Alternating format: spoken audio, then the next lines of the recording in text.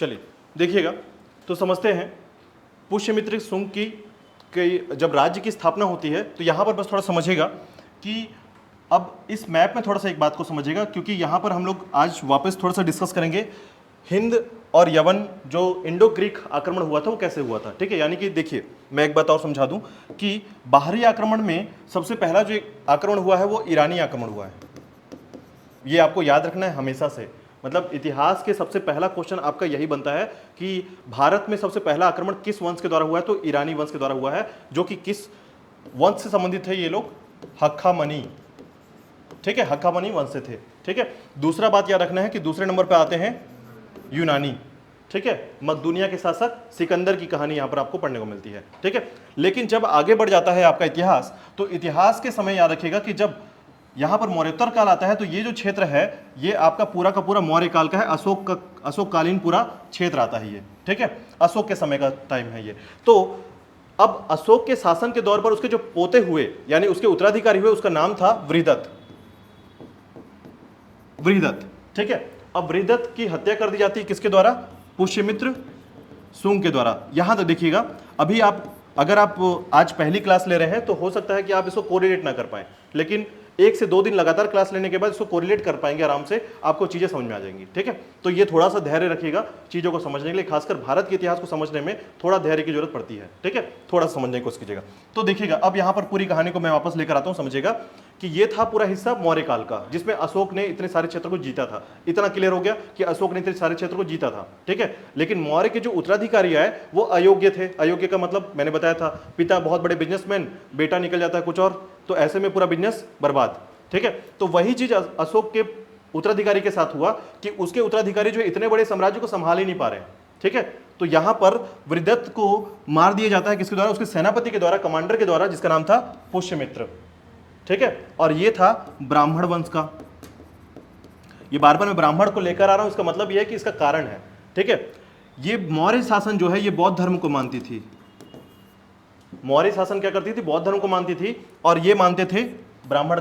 ठीक है, यानी ब्राह्मण मतलब वैष्णव धर्म। ठीक है, ब्राह्मण मतलब वैष्णव धर्म को मान के चलेगा, क्योंकि ब्राह्मण का मतलब है कि अलग अलग भगवानों को या खासकर भगवानों की पूजा करना, और यहां पर बौद्ध धर्म का मतलब है गौतम बुद्ध के नीतियों को मानना। ठीक है, अब ऐसी स्थिति में बौद्ध धर्म में एक बात कही गई है कि हम हिंसा नहीं करेंगे, तलवार नहीं उठाएंगे।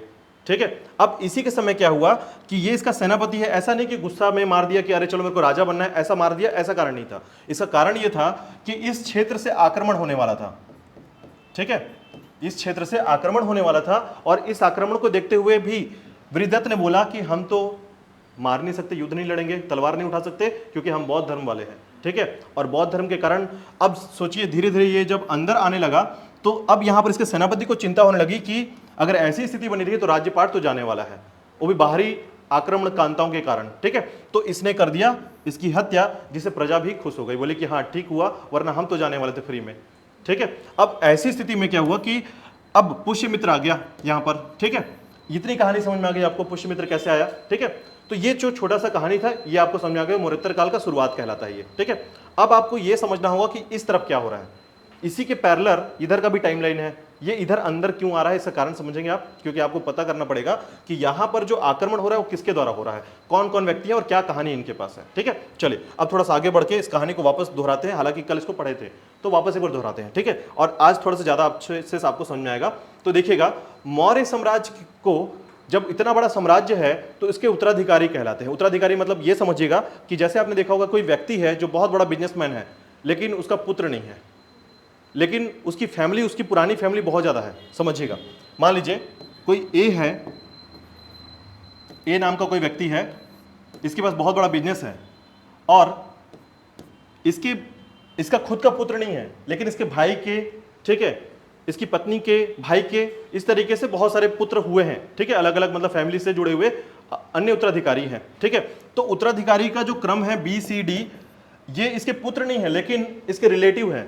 ठीक है, अब इसी के रिलेटिव में कुछ लोग जो है, अब चूंकि इसने शादी किया था कहां से, रशिया, बाहर से, वहां से भी इसके पुत्र हुए या मतलब उसके रिलेटिव हुए। ठीक है, तो यहां से भी अब यहां पर आ जाएंगे, मतलब बोलेंगे कि हमारे रिलेटिव हैं और हमको भी वहां पर हिस्सा चाहिए।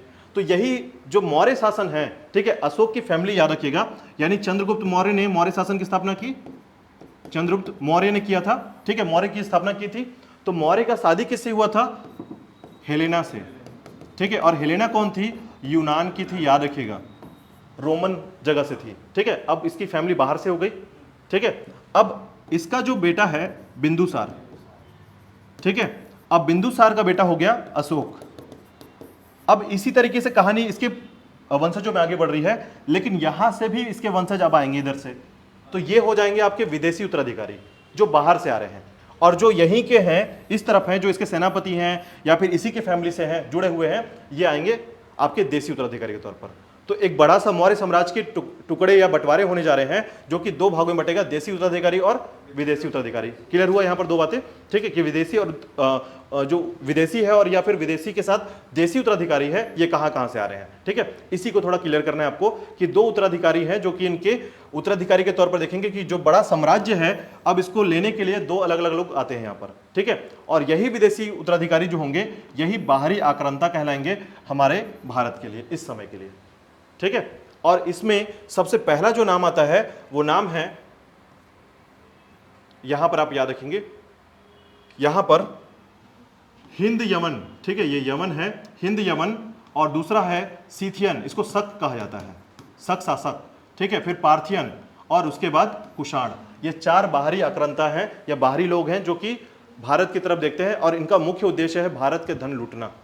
ठीक है, तो भारत के धन लूटने के लिए अब इधर देखिए, इधर कौन है? शुंग वंश स्थापित हो चुका है भारत के अंदर, और इधर से अब ये लोग आना चालू कर देंगे। ठीक है, तो दो चीजों का क्लेश आपको पढ़ना है। इससे पहले शुंग वंश के बारे में आपको थोड़ी सी बातें यहां पर बताता हूं। देखिएगा, शुंग वंश के बारे में कल भी आपने पढ़ लिया था। ठीक है, तो शुंग वंश के बारे में आपने पढ़ा था सबसे पहले कि शुंग वंश जो था वो ब्राह्मण वंश था। ठीक है, ब्राह्मण वंश था, और शुंग वंश के पूर्वज जो है मौर्यों की सेवा करते थे, क्योंकि ये सेनापति थे, सैनिक में भर्ती होते थे, तो ये उनके लिए काम करते थे। ठीक है, साथ ही साथ इनका जो निवास था वो उज्जैन के क्षेत्र में था, तो उज्जैन के क्षेत्र में ब्राह्मण तो आपको बिल्कुल मिलेंगे। ठीक है, तो उसके आगे देखिएगा कि मौर्य वंश के अंतिम शासक बृहदत्त की हत्या उसके सेनापति के द्वारा कर दी गई थी। ठीक है, इसके बहुत सारे कारण हैं, कल के वीडियो में मैंने सारा चीज बता दिया है कि क्या कारण था उसकी हत्या करने का। ठीक है, अब उसके बाद देखिएगा पुष्यमित्र शुंग ने शुंग वंश की स्थापना कर दी है, तो यहां पर यह स्थापना हो चुका है। ठीक है, अब देखिएगा देसी राजवंश, देसी राजवंशों में कौन कौन से वंश आते हैं? तो शुंग वंश आता है, विदेशी वाले तो चार पढ़ लिया आपने। ठीक है, पहले नंबर पे आपका हिंद यवन हो गया, सीथियन हो गया, पल्लव हो गया, और उसके बाद आपका कुषाण हो गया। ठीक है, पार्थियन कहते हैं। और देसी में देखिएगा शुंग वंश, कर्ण वंश, ठीक है, कर्ण वंश, और उसके बाद आता है आपका मेघवाहन वंश, और उसके बाद सातवाहन वंश। ये देसी वाले हो गए, मतलब जो यहीं पर होंगे इनको देसी कहा जाएगा, जो भारत के अंदर ही है। ठीक है, जो इसके सेनापति, अब देखिए शुंग के सेनापति राजा को मारकर कर्ण के सेनापति अपना राज्य स्थापित करेंगे, फिर कर्ण के बाद मेघवाहन आ जाएगा, मेघवाहन के बाद सातवाहन आ जाएगा। ठीक है, तो इस तरीके से क्रम में देसी रियासतें चलेंगी, देसी रियासत वाले उत्तराधिकारी चलेंगे, और बाहर में चलेगा कौन? विदेशी चलेगा।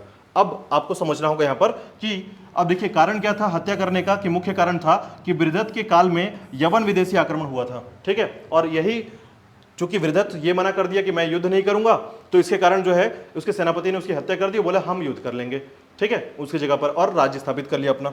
तो इसके बाद देखिएगा यहीं पर आपको थोड़ा सा पुष्यमित्र शुंग के बारे में कल हमने डिस्कस भी किया था। इसमें शुंग वंश के संस्थापक है पुष्यमित्र शुंग, इसने 2 अश्वमेध यज्ञ कराया था, पतंजलि ऋषि के द्वारा ये यज्ञ कराया गया था। याद रखिएगा, पूछा जाता है कि पुष्यमित्र शुंग के जो अश्वमेध यज्ञ हुए थे वो किसके द्वारा कराया गया है? ठीक है, पतंजलि के द्वारा, क्योंकि पतंजलि का नाम आज भी चल रहा है हमारे यहाँ। ठीक है, बाबा रामदेव आगे लेकर चल रहे हैं उसको।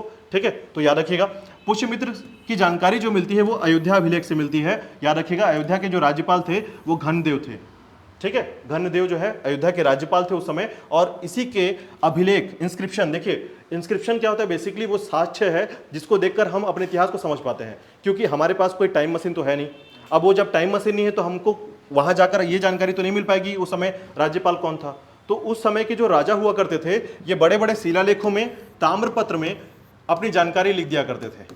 ठीक है, जिससे जानकारी हमको ये मिलती थी कि इस समय जो है कौन से राजा रहते थे और उनका राजपाट कैसा चल रहा था, उनकी पूरी सिस्टम कैसे चलती थी। ठीक है, इसके आगे देखिएगा, चूंकि इससे पहले यहां पर बौद्ध धर्म था, आपको पता होगा, मैंने बताया कि मौर्य काल जो है सबसे ज्यादा किस धर्म को मानती थी? बौद्ध धर्म को मानती थी। लेकिन जैसे ही पुष्यमित्र शुंग आता है तो वो क्या करता है? हिंदू धर्म का पुनरुद्धार कर देता है। ब्राह्मण है, हिंदू धर्म को फिर से लेकर आएगा। और अशोक द्वारा बनाए गए 84,000 स्तूपों, चूंकि बौद्ध धर्म को मानता था, स्तूप बनाए जाते थे इसके द्वारा, ठीक है। 84,000 स्तूप को क्या कर दिया गया था, नष्ट कर दिया गया था, लेकिन 2 स्तूप को छोड़ दिया गया था और उसका पुनरुद्धार किया गया था, भरहुत स्तूप और सांची स्तूप। इसका नाम मत भूलिएगा हमेशा, ठीक है, क्योंकि भरहुत स्तूप के बारे में बहुत ज्यादा पूछा जाता है कि ये कहां पर स्थित है, तो याद रखिएगा सतना में, और सतना है आपका एमपी में, और ये भी आपका एमपी में है। सांची स्तूप लोग घूमने जाते हैं, सांची, ठीक है, हाँ सांची रायसेन का क्षेत्र है, ठीक है। आपको पता होगा कि पहले हमारे यहाँ दूध के ब्रांड, जो हमारे छत्तीसगढ़ का दूध का ब्रांड था, उसका नाम भी सांची है, ठीक है। बाद में उसे देवभोग कर दिया गया है, लेकिन पहले पूछा गया, क्वेश्चन में था, हमारे व्यापम में एग्जाम में आया था कि हमारे यहाँ जो दूध का ब्रांड है उस ब्रांड का नाम क्या है, ठीक है। तो सांची उसका नाम था, अभी वर्तमान में 2012 के बाद से उसको देवभोग कर दिया गया, ठीक है। तो सांची नाम याद रखिएगा, सांची स्तूप याद रखिएगा, ठीक है। हालांकि देखिए ये सारी चीजें मैं कल डिस्कस कर चुका हूं, लेकिन एक बार रिपीट कर रहा हूं मैं, ठीक है। अब देखिएगा भरहुत स्तूप के बारे में याद रखिएगा, सतना के मध्य प्रदेश में है, पुष्यमित्र ने इसे बनवाया था, पुनरुद्धार किया था, ठीक है। और इसकी खोज की गई थी 1873 में, ठीक है, याद रखिएगा। 185 से मतलब ये जो भरहुत स्तूप है ये काफी पुराना है, तो लगातार काफी पुराना होने के कारण इसकी जो अंजर पंजर है बहुत ढीले हो चुके थे, ठीक है, स्थिति बहुत खराब थी, लेकिन इसको पहचाना गया और इसकी खोज की गई किसके द्वारा, अलेक्जेंडर कनिंघम के द्वारा 1873 में, 1873 में, ठीक है। तो इसे खोजा गया है, देखिए ये कहीं गुमा नहीं था, लेकिन इसकी स्थिति पहचान योग्य नहीं थी, काफी पुराना था ये, ठीक है। तो पुराना होने के कारण जब इसे देखा गया तो बाद में चला ये एक्चुअल में स्तूप है, बौद्ध धर्म से जुड़ा हुआ स्तूप है, जिसको खोजा गया, समझा गया, अलेक्जेंडर कनिंघम ने इसे डिकोड किया फिर, ठीक है। चलिए आगे देखिएगा, इसके अलावा एक स्तूप और, सांची स्तूप, याद रखिएगा रायसेन में है, मध्य प्रदेश में। इसमें 3 स्तूप हैं, एक स्तूप के अंदर 3 स्तूप। जब आप सांची जाएंगे तो आपको बहुत सारे स्तूप मिलेंगे यहाँ पर, ठीक है। और बौद्ध जो मूर्तियां हैं वो आपको देखने को मिलेगी, हालांकि अधिकांश मूर्ति के गले काट दिए गए हैं, ठीक है। तो ऐसा भी हुआ है, चूंकि बौद्ध धर्म को जो नहीं मानते थे वो लोगों ने काट दिया, ठीक है। तो गौतम बुद्ध के जो सर है वो कटे हुए आपको मिलेंगे यहाँ पर, ठीक है। कहीं पर नाक कटे हुए मिलेंगे, कहीं पर सर कटा हुआ मिलेगा, ऐसे बहुत सारे कारण यहाँ पर होता है, ठीक है। इसका कारण है कि एक धर्म को मानने वाले दूसरे धर्म को पसंद नहीं करते हैं, ठीक है। जैसे आप हिंदू और मुस्लिम की लड़ाई आप जनरली देख लेते हैं, ठीक है। तो इसका कारण है कि अलग अलग चीजों में मान्यता अलग अलग होती है। तो यहीं पर देखिएगा इसमें 3 स्तूप हैं, जिसमें सबसे बड़ा स्तूप जो है वो महास्तूप कहलाता है। भगवान बुद्ध के धातु अवशेष इसमें रखे गए हैं, यानी आज भी भगवान बुद्ध के जो धातु अवशेष, मतलब शरीर के अवशेष जो रखे गए हैं वो महास्तूप में रखेंगे, सांची में मिलेगा आपको, ठीक है। दूसरा है छोटे स्तूप में अशोककालीन धर्म प्रचारकों के अवशेष मिले हैं, मतलब ऐसे अनुयायी जो अशोक के समय के धर्म के प्रचार के तौर पे कार्य करते थे, उनके अवशेष यहाँ पर रखे गए हैं, ठीक है। और तीसरे में याद रखिएगा बौद्ध धर्म से 2 प्रमुख शिष्य थे, एक है सालिपुत्र और एक है महामुद्गल पान, ठीक है। ये दोनों का नाम जो है बहुत फेमस है, क्यों, क्योंकि ये जो है बौद्ध धर्म के प्रमुख शिष्य हैं, 2 प्रमुख शिष्य, ठीक है, याद रखिएगा। हालांकि देखिए ये सारी चीजें जो है ये फैक्चुअल चीजें हैं, मतलब ये फैक्ट्स हैं, कहानी में इसको मैं बना नहीं सकता, लेकिन आप इसको फैक्ट्स के तरीके से याद रखेंगे, ठीक है। चलिए इसके बाद देखिएगा, जब आप इसको क्वेश्चन में देखेंगे तो आपको ज्यादातर समझ में आ जाएगा कि क्वेश्चन इसका कैसे आता है, तो ये ज्यादा समझ में आएगा आपको, ठीक है। अब इसके बाद देखिएगा महास्तूप का निर्माण मौर्य के समय में ईंटों से हुआ था तथा उसके चारों ओर कास्ट वेदिका लगाई गई थी। तो जो स्तूप है, मैंने कल भी बताया था कि स्तूप जो होता है कुछ इस तरीके का बना होता है, ठीक है, इस तरीके का स्तूप होता है। आपको जैसे हमारे यहाँ अलग अलग कलाएं होती है, मंदिर कैसे बनाया जाएगा, तो मंदिर का तरीका आप देखेंगे तो ऐसा दिखेगा आपको, ठीक है, ऐसा मंदिर होता है। मंदिर का जो छत होता है, गुंबद जिसे कहते हैं, वो ऐसा होता है, ठीक है।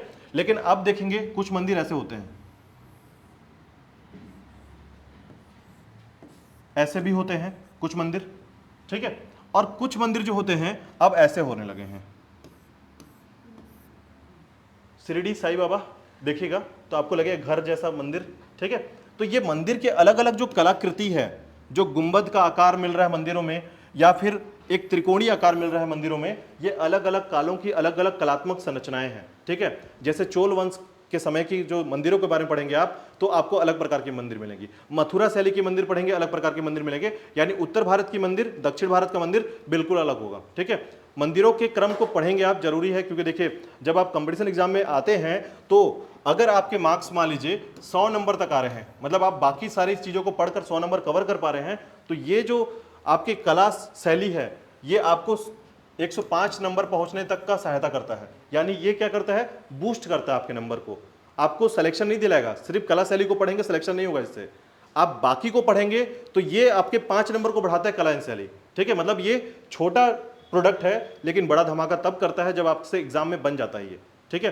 तो कभी कभी ये पूछा जाता है कि गौतम बुद्ध की जो मूर्तियां मिली हैं वो किस शैली की मिली हैं, ठीक है, किस स्थान पर मिली हैं, ये बेसिक कला एवं शैली का क्वेश्चन बनता है, ठीक है। इसीलिए इतिहास को पढ़ने के बाद कला और शैली को पढ़ना बहुत जरूरी होता है, ठीक है। अब समझिएगा आगे, तो देखिएगा जो बौद्ध धर्म में स्तूप होते थे वो कुछ इस तरीके के होते थे और इसमें वेदिकाएं लगाई जाती थी, मतलब बाहर की तरफ इस तरीके से एक घिरावा होता था, इसको वेदिकाएं कहते हैं, ठीक है। कभी आप स्तूप को देखिएगा तो आपको ऐसा दिखने को मिलेगा, इसे वेदिका कहा जाता है।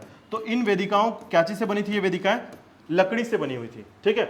और अब जो है इसको हटाकर पुष्यमित्र शुंग ने क्या कर दिया, पत्थरों के बनवा दिए हैं। तो किसने पत्थरों के बनवाए हैं ये पूछा जाता है, याद रखिएगा कि स्तूपों को पत्थरों से बनवा, जो स्तूप है उनकी वेदिकाओं को पत्थरों से बनाने वाला श्रेय किसको जाता है, तो पुष्यमित्र को जाता है। हालांकि पुष्यमित्र जो है ये बौद्ध धर्म का कट्टर विरोधी था, ठीक है। यही कारण है कि 84,000 जो स्तूप थे उसको नष्ट करवा दिया, लेकिन उसके बावजूद 2 स्तूप को इसने पुनरुद्धार किया, यानी कि बचा के रखा, और ये 2 स्तूप थे आपके भरहुत के और सांची स्तूप। तो याद रखिएगा भरहुत स्तूप और सांची स्तूप इंपॉर्टेंट हो गया यहां पर, ठीक है। अब इसके बाद देखिएगा यहां से आपको चीजों को याद रखना है, यही कहानी है जो आज आप सुनने वाले हैं, जिसको हम यवन के 2 शाखाओं के तरीके से देखेंगे, ठीक है। अब समझिएगा पूरी कहानी को, यहीं पर देखिएगा। तो देखिएगा यवन विदेशी आक्रमण पुष्यमित्र शुंग के समय हुआ था, ठीक है, मतलब हम पढ़ रहे हैं। अब बाहरी लोग आएंगे तो अब इसको समझिएगा थोड़ा सा कि बाहरी लोग का क्रम जो है ये क्या है। ये आपका भारत हो गया,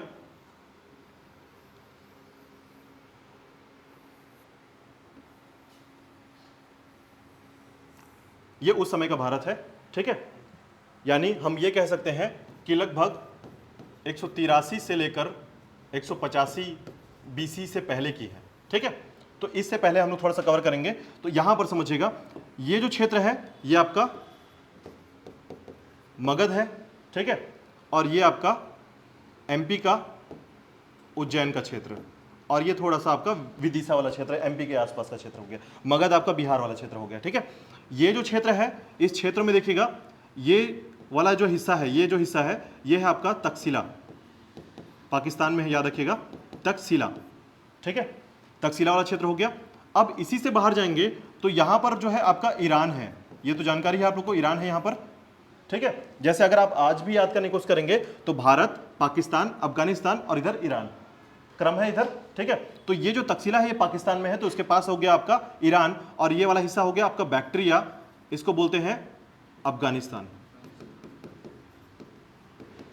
इधर आगे जाएंगे तो इधर आपको यूनान मिलेगा, रोमन सभ्यता, ठीक है। तो आप इसको समझिए कि भारत के इस मैप में आप इसको यहां पर समझ पा रहे हैं, ठीक है। ये भारत हो गया, भारत के पास ये वाला पाकिस्तान हो गया, ये अफगानिस्तान हो गया, ये ईरान हो गया, और ये वाला हिस्सा यूनान हो गया, ऐसा मान के चल रहे हैं, ठीक है। या फिर आप कह सकते हैं अभी फिलहाल में सीरिया, ठीक है। सीरिया के बारे में सुना होगा, सबसे खतरनाक देश अभी वर्तमान में, लगातार युद्ध चलते रहते हैं, वहां हर घर में जितने भी लोग हैं सभी के पास बंदूक रहता है, ठीक है। मतलब घर से बाहर निकले किसी को मारे कोई बात नहीं है, ठीक है, घर वापस आ जाइए, ठीक है, बहुत कॉमन सी बात है, ठीक है। आज से अगर 20 साल 30 साल पहले अगर हम कंपेयर करें बिहार को और यूपी को, जैसे गाजियाबाद जैसे देश राज्य को, तो हम ये कह सकते हैं वो आज उस समय का सीरिया था एक तरीके से, क्योंकि गाजियाबाद में आपको पता होगा कि कहीं पर भी किसी को भी मारा जा सकता था, ऐसे गुंडाराज चलते थे वहां पर, ठीक है, गाजियाबाद यूपी में खासकर, ठीक है। हर घर में बंदूक, आपको कट्टा तो घर में बना लेते थे वो लोग, ठीक है।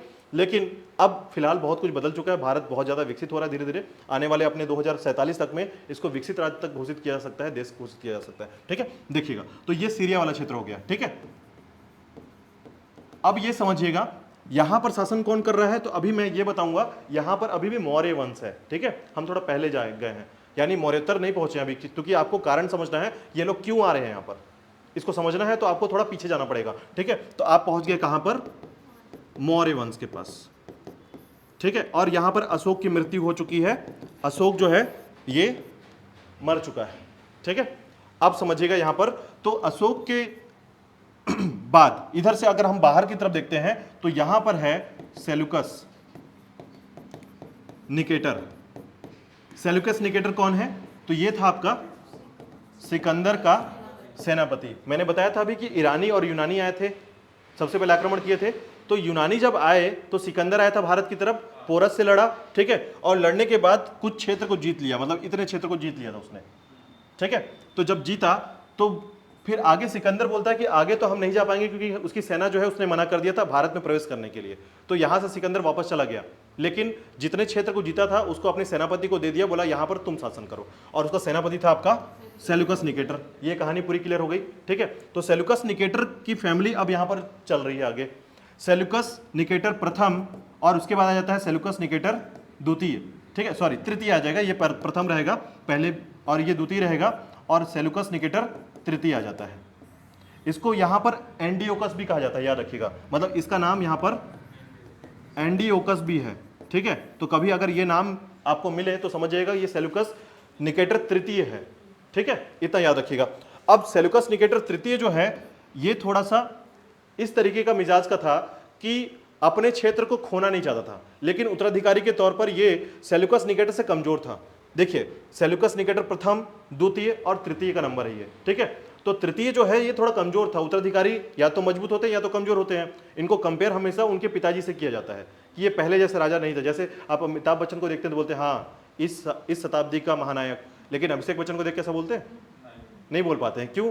क्योंकि आप उसको पहचानते हो उसके पिताजी के नाम से, ठीक है। यही कारण है कि जब हम लोग ऐसे परिवार को देखते हैं तो हम ये तुलना कर पाते हैं कि सेल्यूकस निकेटर प्रथम ज्यादा अच्छा था, ठीक है, और सेल्यूकस निकेटर तृतीय जो था ये थोड़ा कमजोर शासक था, ठीक है।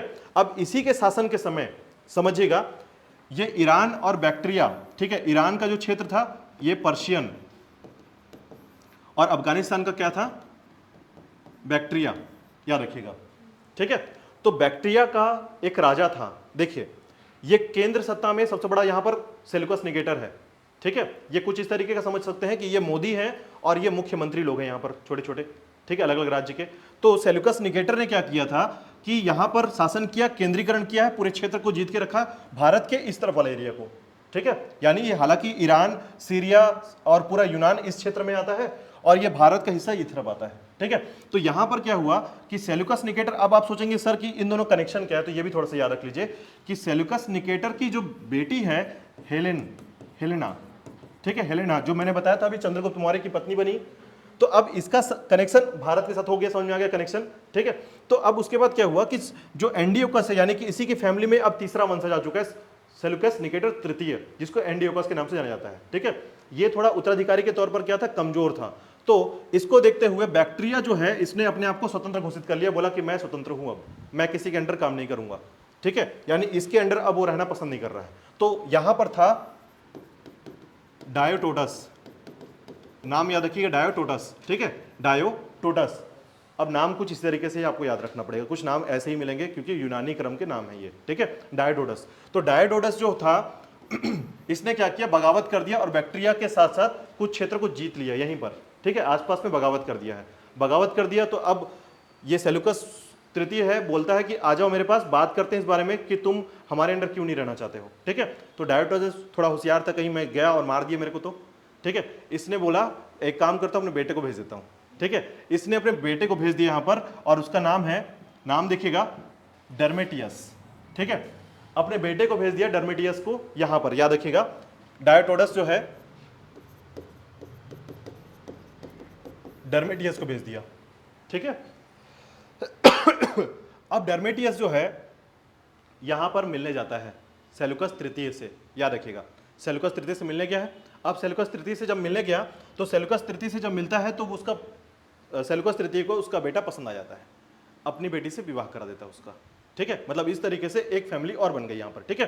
तो इस तरीके से डर्मेटियस जो है अब इसका विवाह हो चुका है किससे, सेल्यूकस तृतीय यानी एंटियोकस की पुत्री से, ठीक है। कॉन्सेप्ट थोड़ा सा क्लियर हुआ यहां पर। अब देखिए डर्मेटियस, अब चूंकि उसका ससुराल है, अब तो बैक्ट्रिया को फ्री कर ही दिया है वो, अब बोलता है कि ठीक है बैक्ट्रिया अब आपका फ्री रहेगा, किसी के अधीन नहीं रहेगा। सेल्यूकस तृतीय इस तरीके से देख के बोलता है, ठीक है। अब यहां पर कहानी बहुत अच्छी चल रही है, सब कुछ अच्छा हो रहा है। अब एक समय आता है सेल्यूकस तृतीय की मृत्यु हो जाती है, ठीक है, और इसका पुत्र आ जाता है, ठीक है, यानी सेल्यूकस फोर्थ। अब सेल्यूकस फोर्थ आ चुका है, ठीक है, और ये अपने जीजाजी को पसंद नहीं करता था, ठीक है, बात समझ में आ रही है। तो पसंद नहीं करता था मतलब यहां पर दो तीन कारण आपको समझ में आएंगे। हो सकता है कि डर्मेटियस को पसंद करता हो ना करता हो मैटर नहीं कर रहा, लेकिन ये चाहता है कि बैक्ट्रिया उनके अंदर रहे, ठीक है। तो बैक्ट्रिया उसके अंदर रहे, इसका मतलब है कि डर्मेटियस को उसके अधीन रहना होगा। अब ये क्या करता है, अपने सेनापति को, ठीक है, अब इसका सेनापति कौन है, यूक्रेटाइडस, ठीक है, यूक्रेटाइडस इसका सेनापति ही, याद रखिएगा। इस तरीके से एक वंश, यहां पर दो आपको नाम जो दिख रहा है ना, यही दोनों वंश यहां से आते हैं, मतलब राजा नहीं आ रहा है यहां पर, ये दोनों अलग अलग लोग आ रहे हैं यहां पर लड़ने के लिए भारत के लिए। अब इसको समझिएगा, तो बैक्टीरिया पर यहां पर जब आक्रमण करने की कोशिश करता है कौन, सेलुकस 4, अपने ही जीजा के फैमिली में, ठीक है, यानी अपनी दीदी के घर पर, इस तरीके समझ सकते हैं, ठीक है। तो इस तरीके से क्या करता है, बैक्टीरिया पे आक्रमण कर देता है। तो आक्रमण के तौर पर समझिएगा कि जब ये आक्रमण करता है तो उससे पहले बोलता है कि क्यों ना एक बार बात कर लिया जाए कि क्या चाहते हैं। तो यहां पर ये सोचता है, बैक्टीरिया में जो डर्मेटियस है वो ये बोलता है कि अगर मैं सेलुकस 4 के साथ मिल जाता हूं, ठीक है, तो मेरे को बहुत नुकसान होगा, हो सकता है कि मैं आगे कुछ नहीं कर पाऊंगा, मतलब मेरा पूरा बैक्टीरिया चला जाएगा, ठीक है। लेकिन जब जैसे ही सेलुकस 4 की तरफ आने के जब सोचता है, यानी बैक्टीरिया पर आक्रमण करता है, तब तक से बैक्टीरिया से भागकर वो तक्षशिला की तरफ आ जाता है। यानी अब जो है डर्मेटियस क्या कर दिया, भारत में आक्रमण कर दिया, और ये सोचकर आक्रमण किया कि यदि मैं यहां जीतता हूं और अधिक से अधिक धन लेकर आता हूं तो मेरे सैनिक ज्यादा होंगे और मैं सेलुकस 4 को हरा दूंगा, और इस तरीके से मैं यहां का केंद्रीकरण सत्ता भी छीन लूंगा। तो इस तरीके से डर्मेटियस जो है अब भारत की तरफ आता है धन कमाने की लालसा से या धन को लूटने की लालसा से, ठीक है। और सबसे पहले आकर तक्षशिला को हराता है, ठीक है। तक्षशिला को हराने के साथ साथ साकल को हराता है, साकल जो कि सियालकोट कहलाता है, पाकिस्तान में सियालकोट कहते हैं जिसे, ठीक है। तो ये कहानी आपको डर्मेटियस से थोड़ी सी क्लियर हो गई होगी कि डर्मेटियस कहां से आया है, ठीक है। अब उसके बाद देखिएगा यूक्रेटाइडस जो है, इसको चूंकि वो सेनापति है उसका, ठीक है, और सेनापति है तो याद रखिएगा अब इसके सेनापति किसके, सेलुकस 4 का सेनापति है ये, और यूक्रेटाइडस जो है इसके पीछे पीछे जाता है और बैक्टीरिया को जीत लेता है, कौन, यूक्रेटाइडस। अब वो तो बैक्टीरिया से चला गया है, भारत की तरफ आ गया है, तो ये पूरा एरिया जो है अब किसका हो गया, सेलुकस 4 का हो गया है, ठीक है, जो उसके डर्मेटियस के जाने के बाद पूरे क्षेत्र को यूक्रेटाइडस जीत चुका है। अब उसके पीछे पीछे कौन पहुंचता है, अब आगे जाता है यूक्रेटाइडस के पीछे पीछे आता है, ठीक है। तब तक से डर्मेटियस की मृत्यु हो जाती है यहां पर, और डर्मेटियस के बाद जो है यूक्रेटाइडस जो है डर्मेटियस की पूरे क्षेत्र को अब जीत जाता है, यानी सेलुकस 4 के नंबर पर सभी के सभी आ जाते हैं, ठीक है। और यूक्रेटाइडस जो है याद रखिएगा इस पूरे क्षेत्र पर विजय प्राप्त कर लेता है, यानी कि पश्चिमोत्तर क्षेत्र पर विजय प्राप्त कर लेता है, और अंततः यूक्रेटाइडस या सेलुकस निकेटर की जो फैमिली है आगे की तरफ, ठीक है, उस पर कोई बहुत अच्छा उत्तराधिकारी नहीं मिलता है, अंततः इसका पतन हो जाता है, हिंद यमन जो है पूरी तरीके से समाप्त हो जाते हैं यहाँ पर। और इसी जगह को छीनने के लिए अब शक आक्रमण होगा, ठीक है, शक यानी सीथियन। तो इस तरीके से आपका पहला आक्रमण जो है ये था हिंद यमन का आक्रमण, ठीक है। क्लियर हुआ थोड़ी कहानी, ठीक है। तो ये एक कहानी को थोड़ा सा जोड़ कर रखिएगा, नाम थोड़े से कंफ्यूजन हो सकते हैं, ठीक है, कि नाम इधर उटपटांग होते हैं, लेकिन फिलहाल आप ऐसे कर सकते हैं कि डर्मेटियस और यूक्रेटाइडस को बस फोकस करेंगे। मैंने बताया था कि आपको पूरी कहानी समझाऊंगा, छान कर फैक्ट को याद कर लीजिए बस, ठीक है। कहानी तो याद हो गई अब थोड़ी बहुत, लेकिन अगर आप इन दो नाम को याद रखेंगे तो अब आपके दिमाग में रहेगा कि डर्मेटियस और यूक्रेटाइडस वंश के जो दो लोग थे। अब एक बात और याद रखिएगा, यहीं पर डर्मेटियस भी है, ठीक है। डर्मेटियस का एक पॉइंट और जो छूट रहा था वो भी बताता हूं कि डर्मेटियस के मरने से पहले इसका सेनापति था, इसका सेनापति था जो इसका बहुत सपोर्ट करता है, वो है आपका मिनांडर, ठीक है, मिनांडर। तो मिनांडर के बारे में एक बात कही जाती है कि मिनांडर जो है ये बौद्ध धर्म के भिक्षु जो कि नागसेन जिनका नाम है, उनसे इनकी मुलाकात हुई, और इस मुलाकात के बाद नागसेन ने एक साहित्य की रचना की थी जिसका नाम है मिलिंद पन्हो, मिलिंद पन्हो। तो पूछा जाता है मिलिंद पन्हो की रचना किसने की थी और ये किस पर लिखा गया है, तो मिनांडर के ऊपर लिखा गया है, और किसकी रचना थी ये, नागसेन की रचना थी, नाम था मिलिंद पन्हो, ठीक है। तो ये इतिहास का एक छोटा सा कहानी जिसके बारे में आपको याद रखना है। अब बहुत सारे इतिहासकार ये बोलते हैं कि डर्मेटियस जो है ये भाग गया मथुरा की तरफ और यूक्रेटाइडस जो है तक्षशिला पर विजय प्राप्त कर लिया, ऐसा कहा जाता है। अलग अलग इतिहासकार अलग अलग पॉइंट को कहते हैं, लेकिन यहां पर याद रखिएगा कि यूक्रेटाइडस जैसे ही डर्मेटियस की मृत्यु हो जाती है और यूक्रेटाइडस आ जाता है, तो उसके बाद यहाँ पर हिंद यवन का जो साम्राज्य है ये भी समाप्त हो जाता है धीरे धीरे, ठीक है। योग्य उत्तराधिकारी के ना होने के कारण ये साम्राज्य पूरी तरीके से अंत हो जाता है, और इस तरीके से हिंद यवन आक्रमण समाप्त हुआ, ठीक है। ये छोटी सी कहानी है, इस पूरी कहानी को थोड़ा सा याद रख लेना है, ठीक है। तो समझ में आ रहा है आपको, सीरिया से स्टार्ट हुआ था, सेलुकस निकेटर प्रथम जो है इस क्षेत्र में था, और उसके बाद इसी का वंशज जो है सेलुकस निकेटर तृतीय आया, ठीक है। और तृतीय का जो था इसने अपनी बेटी का विवाह किससे कर दिया था, डायोटाउडस के बेटे से, डर्मेटियस से, ठीक है। और डर्मेटियस जो है अब बैक्टीरिया में एक राजा बनकर जी रहा था, ठीक है, लेकिन इसकी महत्वाकांक्षा बहुत ज्यादा थी। हालांकि इससे ज्यादा महत्वाकांक्षा सेलुकस फोर्थ में आता है, ठीक है, वो बहुत महत्वाकांक्षी होता है, इतना महत्वाकांक्षी कि वो किसी को भी मतलब अपनी फैमिली के लोगों को नहीं बचाता था, ठीक है, यानी उनके क्षेत्र को छीनने के लिए होते हैं घर में ऐसे लोग जो प्रॉपर्टी बहुत ज्यादा फेमस होते हैं प्रॉपर्टी के लिए, कि प्रॉपर्टी के लिए हम कुछ भी कर देंगे, ठीक है। तो उसी तरीके से इसने अपने प्रॉपर्टी या अपने चीजों को बचाने के लिए बैक्टीरिया पर आक्रमण करने का प्लान बनाया और इसने अपने सेनापति को भेज दिया यूक्रेटाइडस को, ठीक है। और यूक्रेटाइडस जो है इस तरीके से सेनापति सिस्टम चलता रहा और यूक्रेटाइडस जो है अब पीछे पड़ जाएगा किसके, डर्मेटियस के, ठीक है। और इसी बात को सुनकर देखिए डर्मेटियस में इतना दम नहीं था कि वो डायरेक्ट यूक्रेटाइडस से लड़ सके, क्यों, वो केंद्रीय सत्ता का सेनापति था और केंद्रीय सत्ता में ज्यादा पावर था, ठीक है। और ये छोटा सा राज्य बैक्टीरिया का राजा था, तो उस जगह पर उसके पास सैनिक की क्षमता बहुत कम थी, तो वो अधिक से अधिक धन कमाना चाहता था और भारत की तरफ उसने आक्रमण किया, क्योंकि यहाँ का इतिहास, भारत इतिहास ये बोलता है कि यहाँ जो भी आया है बहुत कमा के गया है, ठीक है, लगातार। और ये इतिहास आपको हमेशा सुनने को मिलेगा, अंग्रेजों तक सुनने को मिलेगा कि अंग्रेज भी आएंगे तो यहाँ से कमा के जाएंगे, ठीक है। तो लगातार ये फोकस ही रहेगा कि भारत में जो आएगा वो कमा के जाएगा, ठीक है। तो ऐसी स्थिति में बैक्टीरिया से वो आता है तक्षशिला और साकल जैसे क्षेत्र को जीतता है और यहाँ से आगे चूंकि यूक्रेटाइडस के पीछे पड़ा हुआ है तो ये मथुरा की तरफ भाग जाता है और अंततः जो है यहाँ पर मिनांडर भी जो कि इसका सेनापति है इसका सपोर्ट करता है काफी लंबे समय तक, ठीक है। तो ये छोटी सी कहानी थोड़ी सी याद रखिएगा, ये हिंद यवन आक्रमण के बारे में है, ठीक है। और यहीं पर सुंग वंश और हिंद यवन आक्रमण जो है समाप्त होता है, दोनों वंशों के बारे में जानकारी खत्म होती है। इसके बाद देखिएगा अब इसके जगह पर शक आएंगे, ठीक है, शकों का क्रम स्टार्ट होगा और साथ ही साथ कर्ण वंश को हम पढ़ेंगे यहाँ पर, ठीक है, क्योंकि उत्तराधिकारी के क्रम पर आप दूसरे क्रम को पढ़ेंगे, ठीक है। यहां तक कोई डाउट हो तो एक बार क्लियर कर लीजिए, कोई क्वेश्चन है क्या इसमें, कोई भी क्वेश्चन ऐसा लग रहा है कि जो चीजें समझ में आई हो या फिर कोई क्वेश्चन ऐसा, कॉन्सेप्ट थोड़ी सी क्लियर हुई है, एक बार नहीं होगी, 2 बार 3 बार देखकर इसको जरूर क्लियर कर लीजिएगा, कॉन्सेप्ट क्लियर हो जाएगी, ये कंफर्म है, ठीक है। इसके बाद देखिएगा आगे, यहां पर मैं वापस आगे बात करता हूं, तो देखिए डर्मेटियस जो है ये पहला आक्रमणकारी था भारत में और इसने इसकी जो लिपि थी वो खरोष्ठी लिपि थी, ठीक है। डर्मेटियस जो है 183 ईसा पूर्व जो है, अच्छा आक्रमण करने का एक कारण और भी समझिएगा कि अशोक के अंतिम राजा यानी कि उत्तराधिकारी के तौर पर बृहदत्त जो है इस समय था, यानी भारत के अंदर बृहदत्त था जो कमजोर राजा था। डर्मेटियस जब आक्रमण करता है तो इस तरफ जो है बृहदत्त है आपका, और पुष्यमित्र जो है इसको जान इसलिए मार देता है, हत्या कर देता है, क्योंकि जब इसको पता था कि डर्मेटियस आक्रमण करने वाला है तो बृहदत्त ने कह दिया कि मैं युद्ध नहीं करूंगा, ठीक है।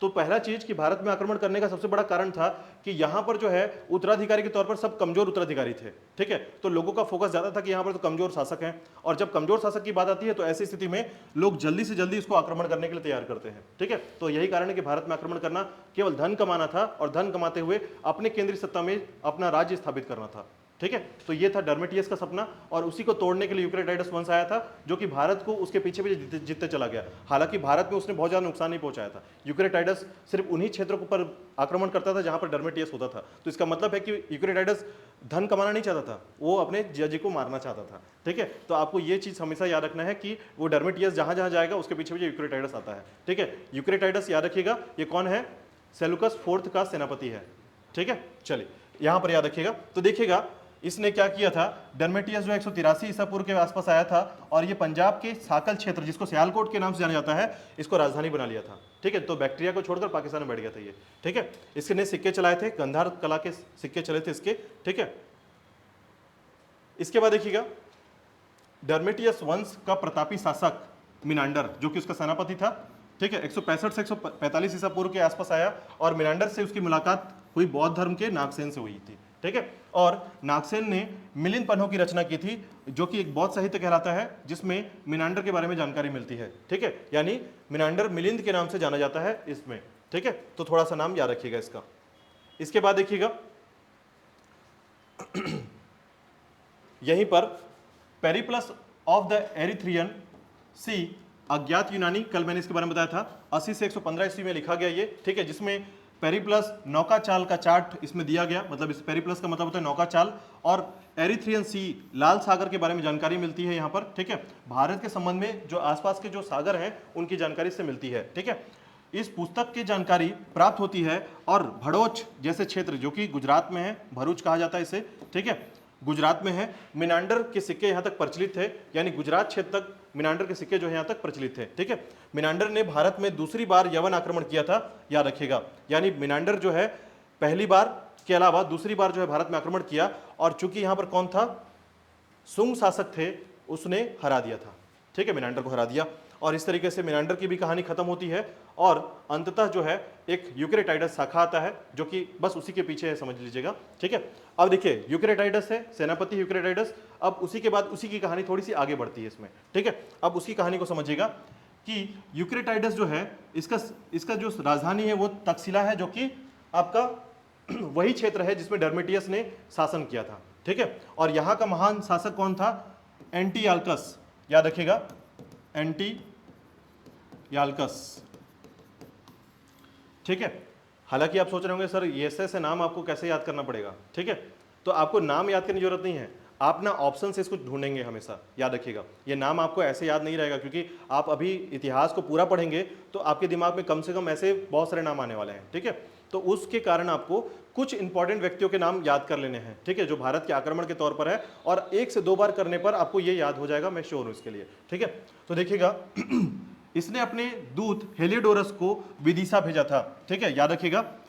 अब यहां पर था क्या कि यहां पर जो है वैष्णव धर्म आ चुका है, क्योंकि इस समय जो है सुंग वंश स्थापित हो चुका है नीचे, यानी भारत में सुंग वंश आ चुका है, ब्राह्मण वंश आ चुका है। तो बौद्ध धर्म की बात कोई नहीं कर रहा है, अब कौन बात कर रहा है, किसकी, वैष्णव धर्म की बात करेंगे। बाहर वाले भी सोचेंगे कि क्यों ना हम भारत के साथ एक रिश्ता बना लें, दोस्ती का रिश्ता, मित्रता कर लें। तो देखिए एंटियाल्कस ने क्या किया था, अपने दूत हेलियोडोरस को विदिशा भेजा।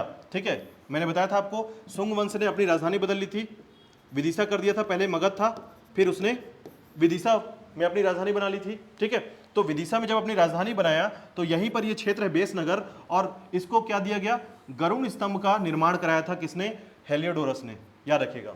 यानी गरुण स्तंभ का मतलब ये होता है कि यदि आप देखें कि अगर आपको किसी को गिफ्ट देना है तो क्या गिफ्ट देंगे, सोच के बताइए। यदि आप किसी व्यक्ति को गिफ्ट देना चाहते हैं तो आप क्या गिफ्ट देंगे, या तो धन देंगे बहुत ज़्यादा लेकर, एक पेटी भर भर के दे दिए। ठीक है, लेकिन अगर आपको, चूंकि वो राजा है, उसके पास उतना धन पहले से है, आप उससे कंपेयर नहीं कर सकते, तो धन तो देंगे नहीं, तो कोई ऐसा मोन्यूमेंट्स देंगे आप जो उसको याद रहे। ठीक है, तो ऐसे केस में आप अधिकतर सोचेंगे कि उसके धर्म की चीज़ें दे दें जिससे उसकी वैल्यू बढ़े। ठीक है, अधिकांश। तो उसने बना दिया क्या, गरुण स्तंभ। वैष्णव धर्म में गरुण स्तंभ का बहुत बड़ा वैल्यू होता है। ठीक है, तो गरुण स्तंभ इसने दे दिया, यानी एक ऐसा स्तंभ जिसमें ऊपर की तरफ जो होगा गरुड़ होगा। ठीक है, क्योंकि आपको पता होगा विष्णु जी के मतलब पक्षी के तौर पर जो सबसे ज्यादा वैल्यू आता है वो गरुड़ का आता है। ठीक है, तो उसमें गरुड़ स्तंभ इसने दिया, किसने दिया था, हेलियोडोरस ने दिया था, याद रखिएगा। और ये किसका राजदूत था, एंटियाल्कस था। ठीक है, तो ये मित्रता का संबंध बढ़ाने की कोशिश कर रहे हैं सुंग वंश के साथ। ठीक है, उसके बाद देखिएगा इस समय में सुंग वंश के शासक भागभद्र थे, जो सुंग वंश का 9वां शासक था। ठीक है, यानी अब भागभद्र के साथ जो है सुंग वंश आगे बढ़ रहा है। ठीक है, सुंग वंश में 9वां शासक आ चुका है जिसका नाम है भागभद्र। ठीक है, यहां जो सुंग वंश है विदिशा में रह रहा है, ये अब इसका शासक जो है पुष्यमित्र सुंग की जगह पर कौन आ चुका है, भागभद्र आ चुका है, याद रखिएगा। तो ये पूछा जाता है कि एंटियाल्कस या हेलियोडोरस जो है किसके दरबार में गया था, तो भागभद्र के दरबार में गया था। क्वेश्चन याद रखिएगा। ठीक है, आपको बता दूं कुछ पैटर्नेट क्वेश्चन है, पैटर्न यानी सुपर हिट क्वेश्चन जिसको कहते हैं। ठीक है, इतिहास में ये क्वेश्चन हमेशा से पूछे जाते हैं, या क्वेश्चन के तौर पर ये चीजें समझा जाता है। ठीक है, तो पूछा पहला क्वेश्चन कैसे पूछा जाता है, याद रखिएगा कि हेलियोडोरस किसके राज दरबार में आया था, तो याद रखिएगा भागभद्र के राज दरबार में आया था। ठीक है, दूसरा हेलियोडोरस जो है ये भागभद्र को क्या गिफ्ट करता है, उपहार के स्वरूप में क्या देता है, तो गरुड़ स्तंभ जो है ये उपहार स्वरूप देता है। ठीक है, तो इसको थोड़ा सा याद रखिएगा। इसके अलावा देखिएगा एंटियाल्कस का समय। ठीक है, अब यहां पर कुछ फैक्ट को याद रखिएगा, ये सारे फैक्ट जो हैं ये सुंग वंश के समय के फैक्ट हैं। ठीक है, तो देखिएगा मनुस्मृति के वर्तमान स्वरूप की रचना सुंग वंश के काल में हुई थी, ये बात याद रखिएगा। अभी आपके एग्जाम में भी ये क्वेश्चन पूछा गया था, अभी हाल ही में जो व्यापम का एग्जाम हुआ था उसमें पूछा गया था कि किस ग्रंथ का रचना अन्य भाषा में रूपांतरित किया गया है। ठीक है, किस ग्रंथ की रचना अन्य भाषा में रूपांतरित की गई है, तो याद रखिएगा वो है मनुस्मृति। ठीक है, तो मनुस्मृति को अलग अलग भाषाओं में रूपांतरित किया गया, ट्रांसलेट किया गया है। ठीक है, तो समझिए सुंग वंश के काल में, यानी ये समय आप देख रहे ये समय आप देख रहे हैं 185 से 149 ईस्वी यानी कि बीसी में चल रहा है, और इस समय मनुस्मृति के बारे में जानकारी मिलती है। और मनुस्मृति को याद रखिएगा, वर्तमान स्वरूप की रचना जो की गई है, यानी आज जो मनुस्मृति आप देखते हैं वो उस समय रचित हुआ था, इस समय। ठीक है, मनुस्मृति की रचना इस समय हुई थी, 185 बीसी के आसपास हुई थी। ठीक है, बहुत पहले का समय है। और देखिएगा गरुड़ स्तंभ कहां पर है, विदिशा में, सुंग काल में स्थापित किया गया था। अजंता का नौवां मंदिर, याद रखिएगा, अजंता एलोरा की गुफा का नाम सुना होगा आप लोगों ने। ठीक है, इसमें अलग अलग धर्मों के छाप मिलते हैं, ठीक है, साक्ष्य मिलते हैं। तो जो मंदिर जो है, अजंता का मंदिर का 9वां मंदिर जो है वो चैत्य मंदिर है, याद रखिएगा। ठीक है, बौद्ध धर्म से संबंधित है ये मंदिर। ठीक है, उसके अलावा नासिक और कार्ले का चैत्य मंदिर जो है ये सुंग वंश से संबंधित है। ओवरऑल साक्ष्य है, एविडेंस है कि कौन कौन सा मंदिर कहां कहां पर स्थापित है और किस काल का है। ठीक है, तो देखिए कभी कभी क्वेश्चन, ये सारे क्वेश्चंस आ चुके हैं, याद रखिएगा, सारे क्वेश्चन से ही रिलेटेड है कि व्यापम में सारे क्वेश्चन पूछे गए थे। ठीक है, जैसे पूछा गया था कि अजंता का कौन सा मंदिर जो है चैत्य मंदिर कहलाता है, यानी कि बौद्ध धर्म से संबंधित कहलाता है, तो 9वां मंदिर। ठीक है, दूसरा याद रखिएगा, नासिक और कार्ले का जो चैत्य मंदिर है ये सुंग वंश द्वारा स्थापित किया गया था इस समय में। ठीक है, तो ये सारे फैक्ट हैं जो एग्जाम में आ चुके हैं पहले भी। ठीक है, और आपको बता दूं, इतिहास अपने आप में जो लिखा जा चुका है वो बदल नहीं सकता। ठीक है, मतलब एक सब्जेक्ट ऐसा जिसको आप एक बार पढ़ेंगे, 2 बार पढ़ेंगे, कभी जिंदगी में नहीं बदलेगा, बाकी सारी चीज़ों में बदलाव आ जाएगा। ठीक है, कॉन्स्टिट्यूशन पढ़ेंगे आप, दूसरी बार में हो सकता है कुछ नया अपडेट आ जाए। इतिहास में कभी अपडेट नहीं होगा, क्योंकि जो चीज़ एक बार में मर चुका है वो मर चुका है, उसको जिंदा नहीं कर सकते आप। ठीक है, तो इतिहास को एक बार पढ़ेंगे, बेहतर पढ़ेंगे, इसका मतलब है कि वो सेटल डाउन हो गया, अब उसमें चेंजेस नहीं आएगा कभी, ना ही आपको अलग से कुछ पढ़ना पड़ेगा उसमें। ठीक है, तो इतिहास एकमात्र ऐसा सब्जेक्ट है जिसको एक बार आपने कंक्लूड कर लिया, इसका मतलब है कि वो सेटल्ड हो गया है। ठीक है, तो सुंग वंश के समय का टॉपिक आप याद रखेंगे, सुंग वंश की कहानी यहां तक आती है। ठीक है, चलिए इसके आगे देखिएगा कुछ तथ्य और एक पॉइंट पर है, जिसमें मथुरा में अनेक यज्ञ और यज्ञिकाओं की मूर्तियां भी इसी काल में प्राप्त हुई हैं, और पाटलिपुत्र में कुकुटाराम, याद रखिएगा, कुकुटाराम बिहार जो है को पुष्यमित्र सुंग ने 2 बार नष्ट करने का प्रयास किया था, परंतु असफल रहा। ठीक है, ये मैंने बताया था कि पुष्यमित्र सुंग जो है ये किस धर्म को मानने वाला है, ब्राह्मण धर्म को मानने वाला है, और ये आपका बिहार जो है ये क्या है, बौद्ध धर्म का है। ठीक है, तो ये अधिकार कोशिश करेगा कि यहाँ पर ब्राह्मण जो धर्म है उसका विस्तार हो, इसके लिए बौद्ध धर्म को संकुचित करना पड़ेगा, नष्ट करना पड़ेगा। ठीक है, तो ये बहुत बार कोशिश करता है लेकिन असफल रहता है। ठीक है, याद रखिएगा नाम याद रखिएगा, कुकुटाराम बिहार। ये बहुत टफ क्वेश्चंस में ऐसे क्वेश्चन आते हैं, याद रखिएगा, सरल क्वेश्चन में नहीं आते ऐसे। ठीक है, यानी क्वेश्चन के जो पैटर्न होते हैं, अगर उसमें सरल क्वेश्चन है तो बहुत सरल लाइट चीज़ें पूछी जाएंगी इसमें, और अगर मॉडरेट है या फिर बहुत टफ है तो इस लेवल पर क्वेश्चन पूछा जाता है कि पुष्यमित्र सुंग ने किस बिहार को, ठीक है, किस बौद्ध बिहार को नष्ट करने का प्रयास किया था परंतु असफल रहा था, तो कुकुटाराम बिहार, याद रखिएगा। ठीक है, चलिए आगे देखते हैं। नेक्स्ट है आपका यहां से स्टार्ट होता है आपका कर्ण वंश। ठीक है, यानी सुंग वंश के बाद अब कर्ण वंश की स्थापना होती है, यानी सुंग वंश के बाद कौन आ जाता है, कर्ण वंश आ जाता है। ठीक है, थोड़ा सीक्वेंस याद रखने की कोशिश कीजिएगा कि भारत में मौर्य काल यानी अशोक के काल के बाद मौर्योत्तर काल आता है। मौर्योत्तर काल में सबसे पहला जो राजवंश है वो है आपका सुंग वंश, और सुंग वंश को हटाने के बाद आता है आपका कर्ण वंश। लेकिन बाहर इसी पैरेलल लाइन में आपको विदेशी आक्रमण भी याद रखना है कि सुंग वंश के समय जो है हिंद यमन आक्रमण हुआ था। ठीक है, चलिए यहां पर देखिएगा, अब इसमें कारण देखिएगा, तो सुंग वंश का अंतिम शासक कौन था, देवभूति। ठीक है, नाम याद रखिएगा, देवभूति। तो सुंग वंश का अंतिम शासक देवभूति। ठीक है, अब देवभूति जो था ये एक्चुअल में क्या था, अयोग्य शासक था और कामुक था। कामुक का मतलब ये होता है कि अधिक विलास वाली जीवन जीने वाला। ठीक है, शराब में डूबे रहना, ठीक है, रानियों के साथ घिरे रहना, यानी कि ये जो है सुख समृद्धि में ज़्यादा जीता था, तो अयोग्य अपने आप बन जाते हैं। देखिए, जब आपके पास पैसा ज़्यादा हो और आप मेहनत उसको बढ़ाने में नहीं करते हैं तो पैसा जो है पड़े पड़े खराब होना चालू हो जाएगा। ठीक है, हमेशा से पैसा बोलता है कि मेरे लिए मेहनत करो, मैं 2 दुगुना और 4 चौगुना बढ़ूंगा। ठीक है, लेकिन यहाँ पर जो है देवभूति जो है अयोग्य और कामुक शासक था, और जिसके कारण देखिएगा पुराणों में ये स्पष्ट लिखा है कि सुंग वंश के द्वारा 112 वर्ष के शासन के पश्चात इस पृथ्वी पर कर्ण वंश का शासन होगा। ये सोचिए, पुराण में ऐसा लिखा हुआ मिलता है। ठीक है, कि 112 वर्ष के बाद जो है ये कर्ण वंश का शासन आएगा। ठीक है, पहले से ही यहाँ पर सेटल डाउन है और ये पुराण में पहले से लिखा गया था। ठीक है, तो ये आपको पहले से लिखा मिलेगा कि सुंग वंश के शासन के बाद कर्ण वंश स्थापित होता है, और देवभूति जो है ये सुंग वंश का अंतिम शासक है, याद रखिएगा। आपको देखिए सबसे लाइट क्वेश्चन में सबसे पहला क्वेश्चन यही बनता है, किसी भी वंश का संस्थापक कौन है। ठीक है। ये आपसे पूछा जाता है कि पुष्यमित्र सुंग जो है, इससे इसके बारे में क्वेश्चन पूछा जाता है कि जो पुष्यमित्र सुंग है या सुंग वंश के स्थापक कौन है, तो पुष्यमित्र सुंग है। ठीक है। इसका अंतिम शासक कौन है, तो देवभूति है। ठीक है, ये याद रखिएगा थोड़ा सा। तो ऐसे ये सबसे सरल क्वेश्चन में आता है, मतलब क्वेश्चन का पैटर्न जो है इसमें सबसे सरल क्वेश्चन ऐसे ही बनते हैं। ठीक है, चलिए तो आज हम थोड़ा सा कर्ण वंश को देखेंगे, बहुत बड़ा नहीं है ये, छोटा सा टॉपिक है, देखिएगा। तो बाणभट्ट के हर्ष चरित्र में कहा गया है कि देवभूति की हत्या उसके मंत्री वासुदेव के द्वारा कर दी गई। ठीक है, समझ में आ रहा है कि अब अयोग्य रहेगा तो मरेगा। तो ऐसी स्थिति में तो देखिए इसको कैसे याद रखेंगे, देवभूति, इसमें देव कहाँ है, पहले लगा है, और इसके बाद है वासुदेव, बाद में लगा है। ठीक है, तो जो पहले लगा है, पहले आया, मर गया, किसने मारा, वासुदेव ने। ठीक है, तो देव जो है ये इसमें जिसमें पहले लगा है वो पहले आएगा, याद रखिएगा, वरना कंफ्यूजन बढ़ता है इसमें। ऐसे में ये देवभूति है, ये वासुदेव है। ठीक है, तो वासुदेव जो है ये देव शब्द बाद में आता है, तो ये बाद में आएगा और ये कर्ण वंश की स्थापना करता है। ठीक है, तो देवभूति सुंग वंश का, वासुदेव कर्ण वंश का। ठीक है, याद रखिएगा। देवभूति की हत्या उसके मंत्री वासुदेव के द्वारा उकसाने पर उसकी दासी की पुत्री ने कर दिया था। ठीक है, तो वासुदेव के जो भी तरीके थे उसमें डायरेक्ट नहीं मार पाया उसने। अब जिस तरीके से जो भी तरीका अपनाया लोग करते हैं ऐसा। ठीक है, हमारे यहाँ तो बॉलीवुड में ऐसे बहुत सारी कहानियाँ लिखी जा चुकी हैं, मूवीज़ बन चुके हैं, जिसमें किसी के खाने में जहर मिला देता है कोई और, किसी को पैसा दो कोई और काम कर जाता है। ठीक है, तो इसमें क्या है कि देवभूति की हत्या उसके मंत्री वासुदेव के उकसाने पर उसकी दासी की पुत्री ने कर दिया था।